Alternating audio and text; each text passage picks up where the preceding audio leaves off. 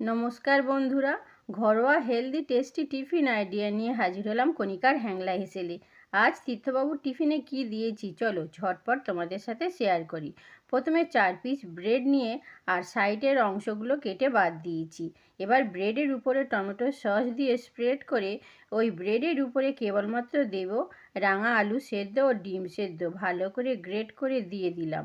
এর উপরে দেব স্বাদ অনুযায়ী বিট নুন ও গোলমরিচের গুঁড়ো দিয়ে তার উপরে দেব কিছুটা চিজ গ্রেট করে দিয়ে সাইডের ব্রেড দুটো চাপিয়ে দেব। এবার চাটুতে বাটার দিয়ে ভালো করে এপিট ওপিট করে সেঁকে 2 হাতখানা করে বাবুর টিফিনে 3 টুকরো সাজিয়ে দিলাম আর 1 টুকরো বাবুর মায়ের জন্য রেখে দিলাম।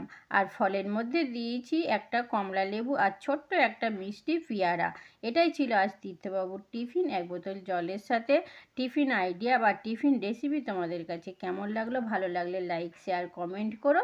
ধন্যবাদ।